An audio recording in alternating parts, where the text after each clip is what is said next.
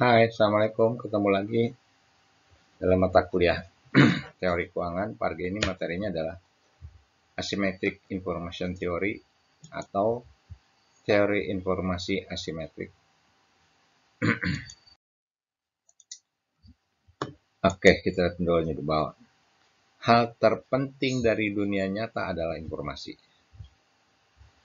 Dalam ekonomi, pada perdagangan terdapat informasi-informasi yang dimiliki oleh setiap pihak. Nah, informasi yang sempurna dibutuhkan demi kelancaran suatu kegiatan ekonomi. Sebab secara tidak langsung, informasi sangatlah berkaitan dengan efisiensi suatu kegiatan ekonomi.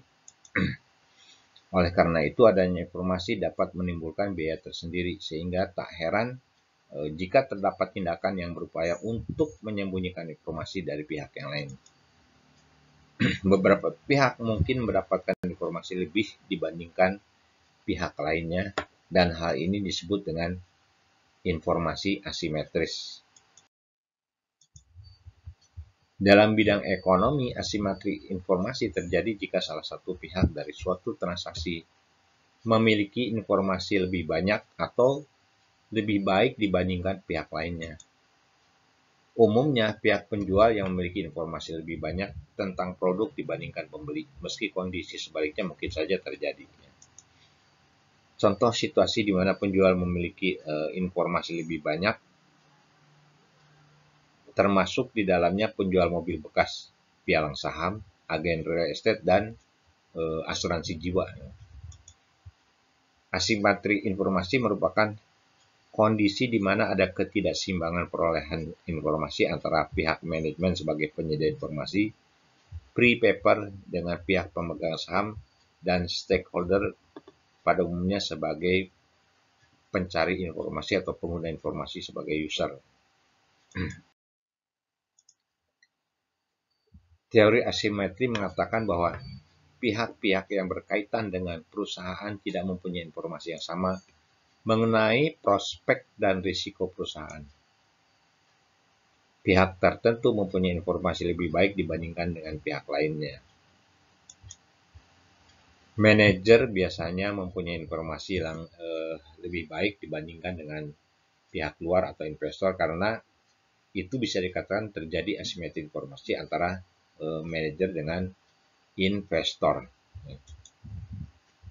Investor yang merasa mempunyai informasi yang lebih sedikit akan berusaha menginterpretasikan perilaku manajer. Dengan kata lain, perilaku manajer termasuk dalam perilaku penentuan struktur modal. Informasi yang lebih banyak dimiliki oleh manajer dapat memicu untuk melakukan tindakan-tindakan yang sesuai dengan keinginan dan kepentingan untuk memaksimumkan utility bagi dirinya sendiri. Sedangkan bagi pemilik modal, dalam hal ini investor, akan sulit untuk mengontrol secara efektif tindakan yang dilakukan oleh manajemen karena hanya memiliki sedikit informasi yang ada.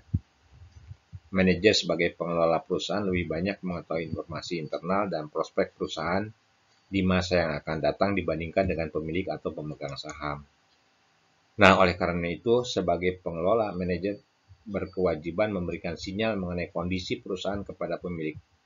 Sinyal yang diberikan dapat dilakukan melalui pengungkapan informasi akuntansi seperti laporan keuangan. Definisinya kita lihat, informasi asimetris merupakan perbedaan informasi yang didapat antara salah satu pihak dengan pihak lainnya dalam kegiatan ekonomi. Informasi asimetris ini misalnya saja terjadi antara investor yang akan melakukan investasi di dalam pasar modal. Investor harus mengetahui saham dengan baik sebelum investor tersebut melakukan investasi. Hal ini membuat investor akan mencari tahu saham dengan lengkap serta tepat untuk perusahaan agar mendapatkan capital gain di masa mendatang. Nah, beberapa investor justru mendapatkan informasi yang sangat minim mengenai saham di pasar modal tersebut. Hal ini dikarenakan agen perusahaan tidak mungkin memberikan kondisi perusahaan secara lengkap kepada publik. Informasi tersebut merupakan rahasia bagi perusahaan yang diberikan kepada pihak terpercaya dan pada waktu yang tepat. Informasi asimetris tidak hanya terjadi pada pasar modal, namun industri-industri lain juga mengalaminya. Bahkan dalam segi hukum, informasi asimetris ini kemungkinan dapat terjadi.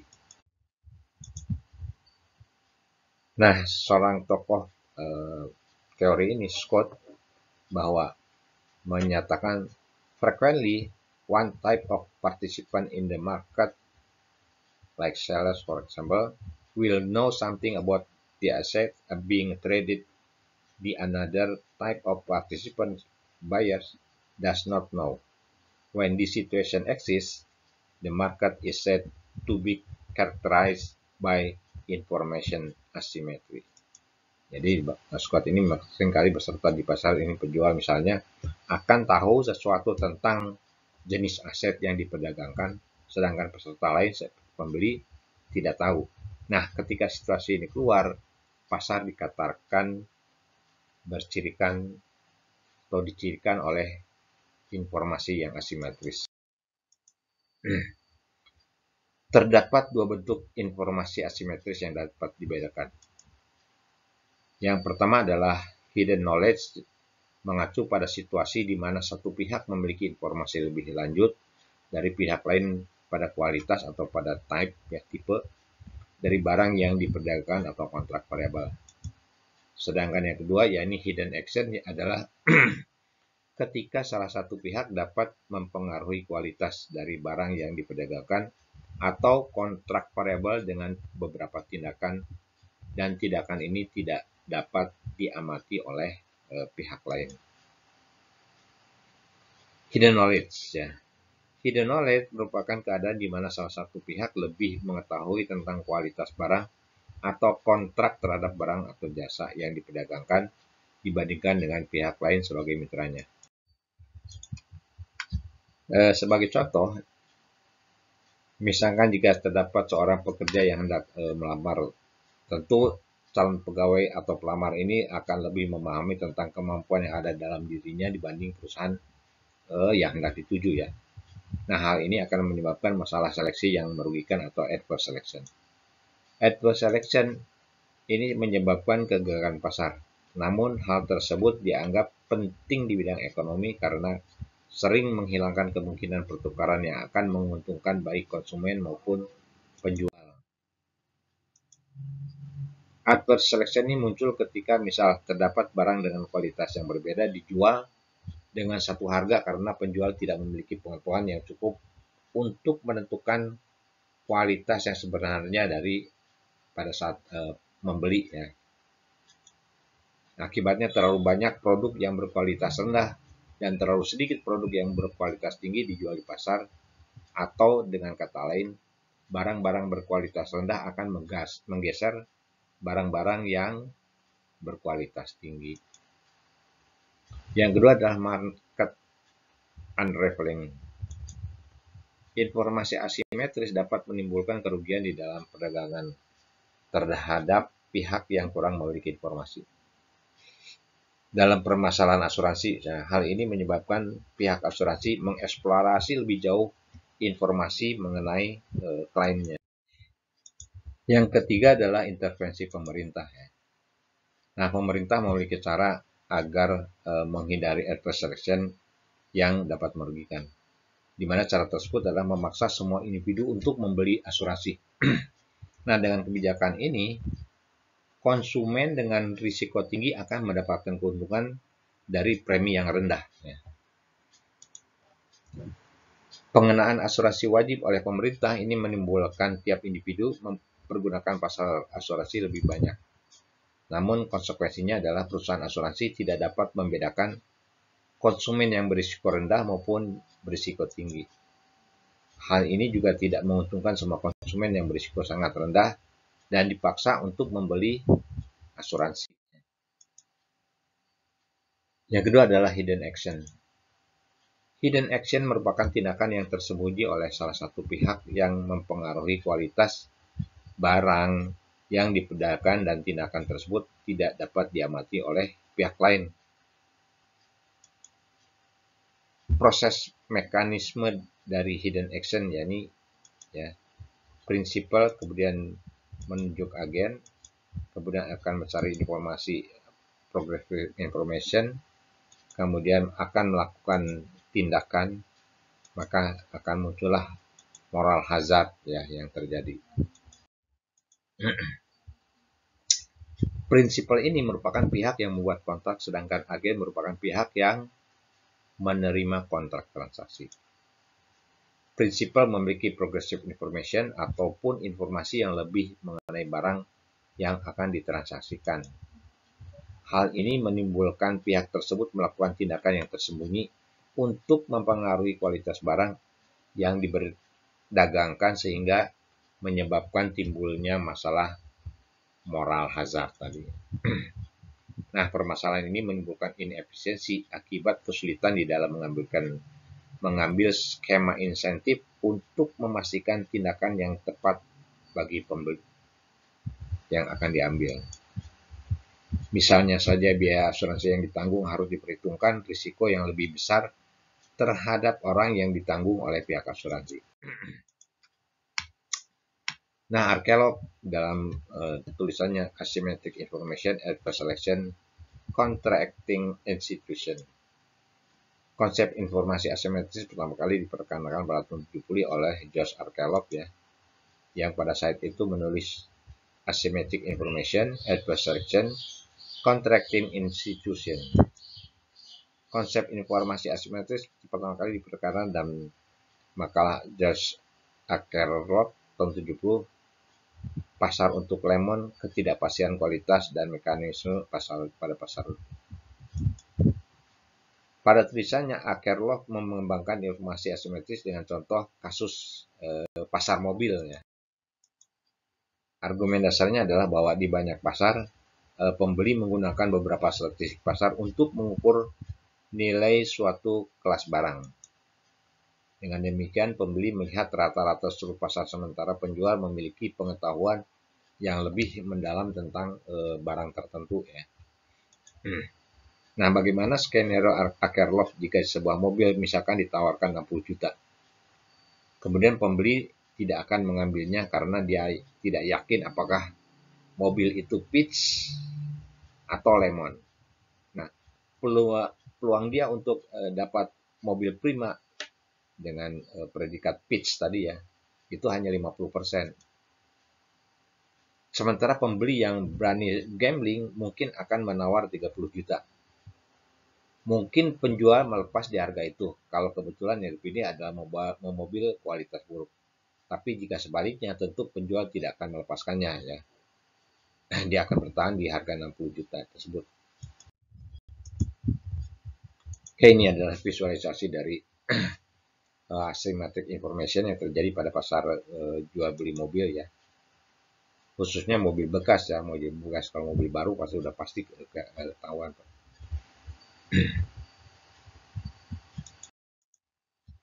Arkelov menggunakan istilah sehari-hari lemon untuk merujuk ke mobil yang buruk. Dia mendukung keyakinan bahwa pembeli tidak bisa membedakan lemon secara efektif dari mobil yang bagus. Dengan demikian, penjual mobil bagus tidak bisa lebih baik dari harga pasar rata-rata. Argumen ini mirip dengan hukum Gresham yang sejak itu ditentang dalam peredaran uang, di mana kualitas buruk mengusir buruk, atau mekanisme penggeraknya berbeda. Teori informasi asimetris dikembangkan pada tahun 70 dan 80-an sebagai penjelasan yang masuk akal dan untuk fenomena umum yang tidak bisa dijelaskan oleh ekonomi arus utama kesetimbangan umum. Secara sederhana, teori ini mengusulkan bahwa ketidakseimbangan informasi antara pembeli dan penjual dapat menyebabkan hasil yang tidak efisien di pasar tertentu. Kita lihat bangkitnya teori informasi asimetris ini. 3 ekonom sangat berpengaruh dalam mengembangkan dan menulis tentang teori informasi asimetris, yaitu Josh Arkelov, Michael Spence, dan Joseph Stiglitz. Ketiganya berbagi hadiah Nobel dalam bidang ekonomi pada tahun 2001 atas kontribusinya mereka pada sebelumnya. Akerlof memulai dengan mengasumsikan model pasar mobil di mana terdapat 4 jenis mobil. Mobil baru dan mobil lama, yang keduanya bisa baik atau buruk. Jadi mobil buruk umumnya dikenal sebagai lemon ya. Ketika membeli mobil, ada kemungkinan Q bahwa itu adalah mobil yang bagus dan probabilitasnya adalah 1 dikurang Q bahwa itu akan menjadi lemon. Ini berlaku untuk mobil baru dan lama. Nah, sekarang kita lihat di economic advantage of asymmetric information. Jadi keuntungan ekonomik dari informasi yang asimetris tadi ya.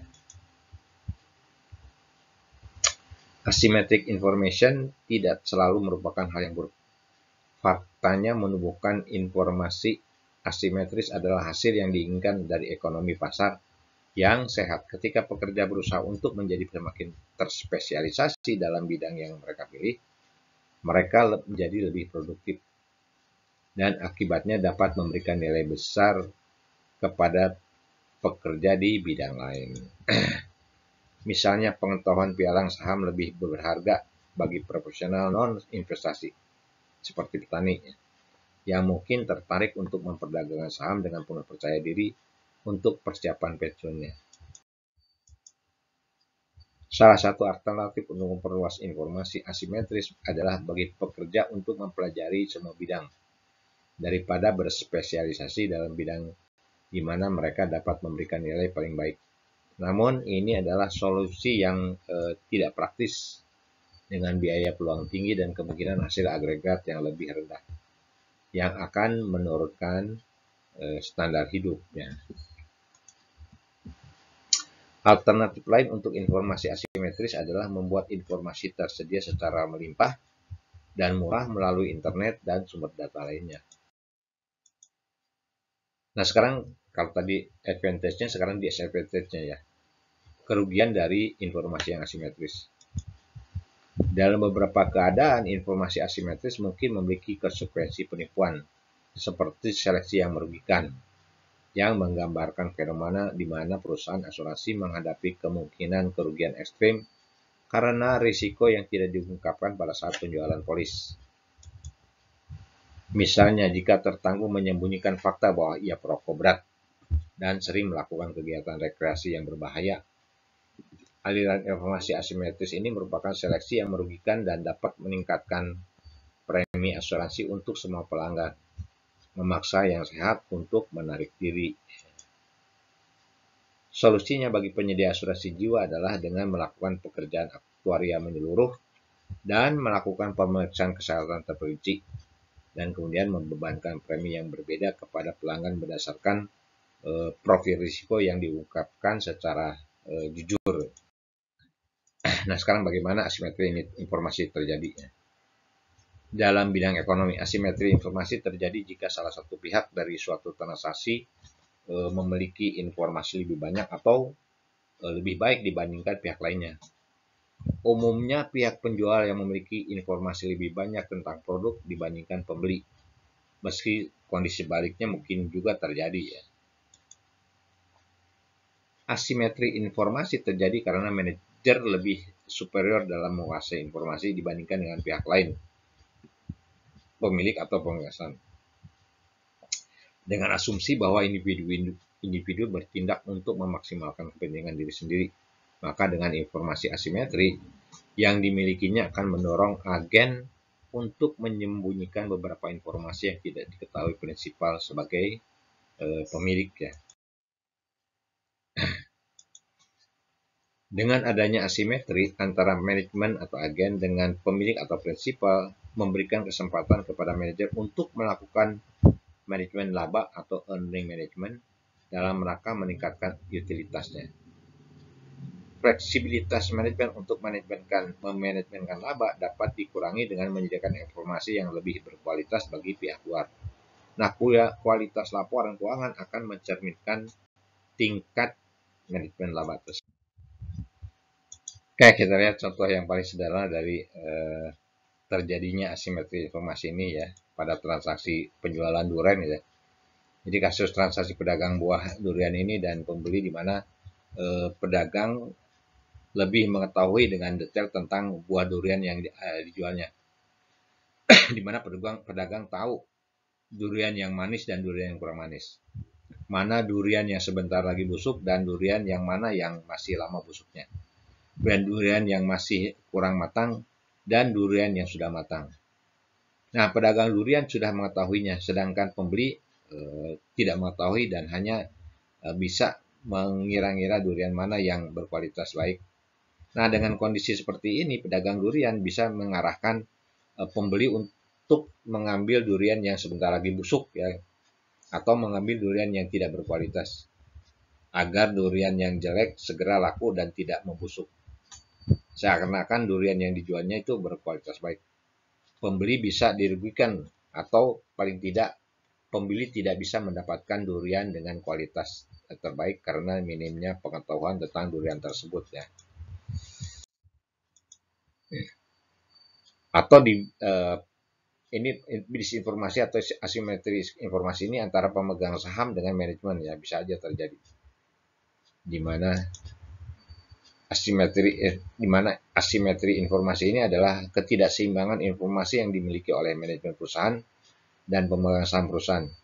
Manajemen perusahaan memiliki informasi yang lebih banyak dan lebih detail tentang prospek dan risiko perusahaan dibandingkan dengan informasi yang dimiliki oleh pemegang saham.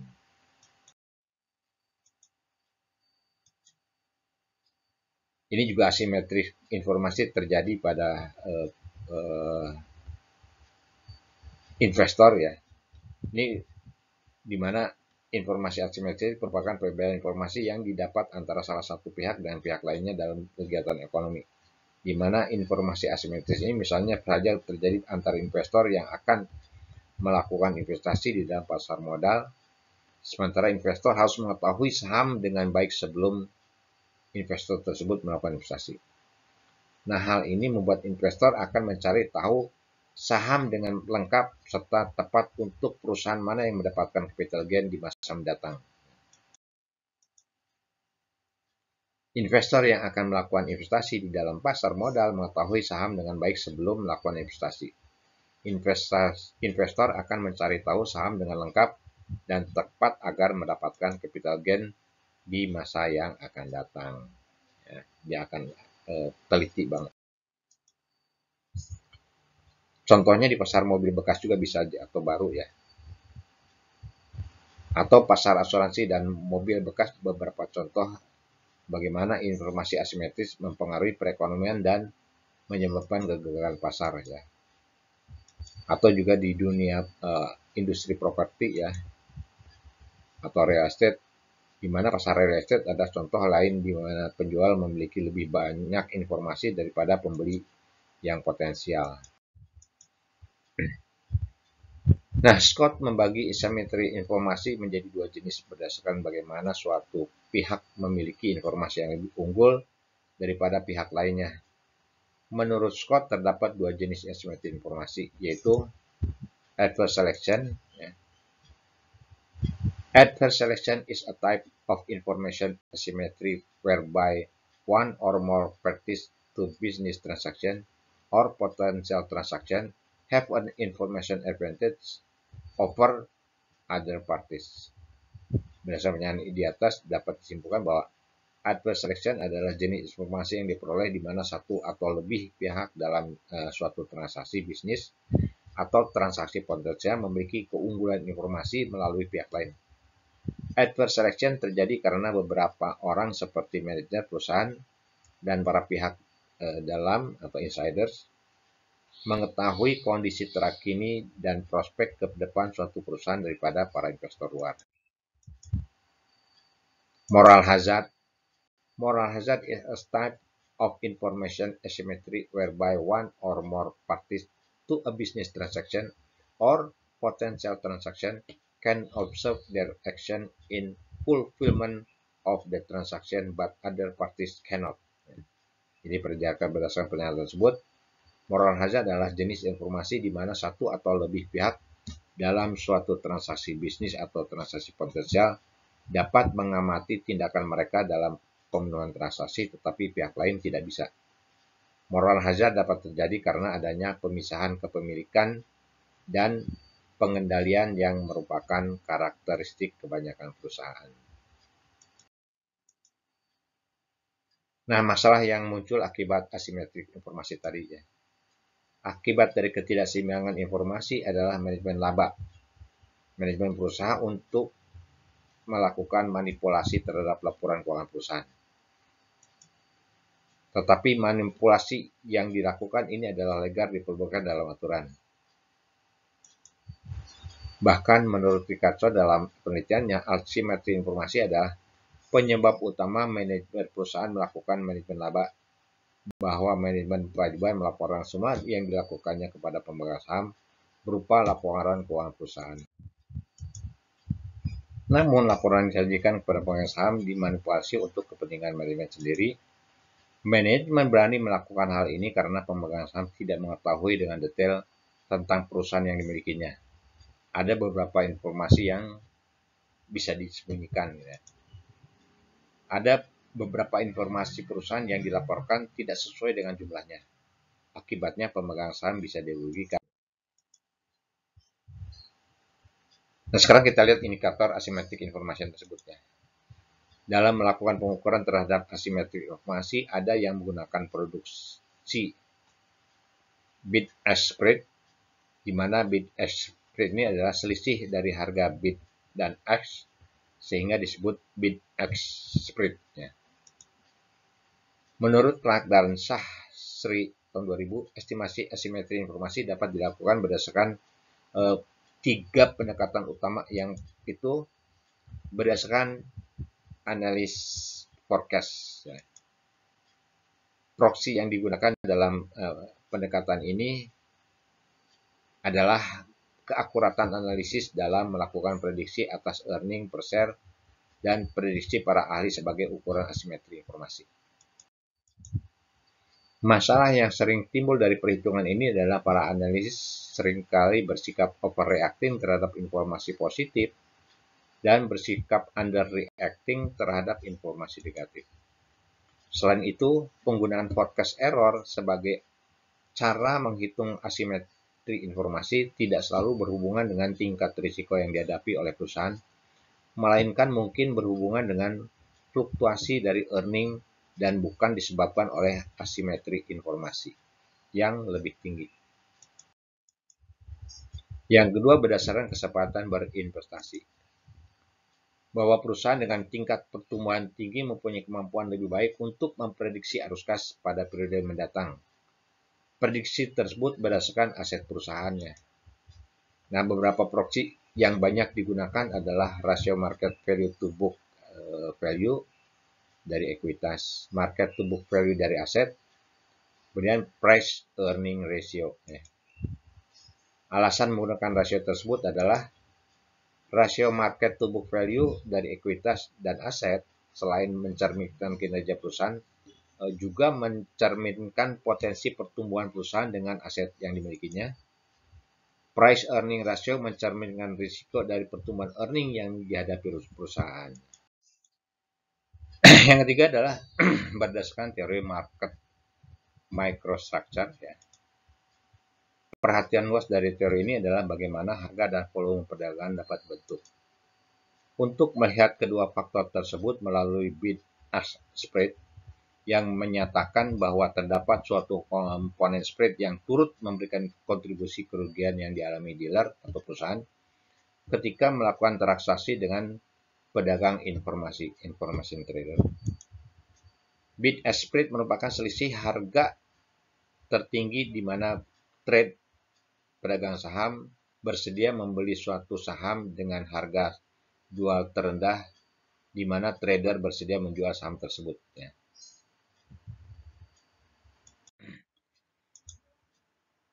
Oke, begitulah kira-kira apa yang bisa Bapak sampaikan mengenai teori informasi asimetris atau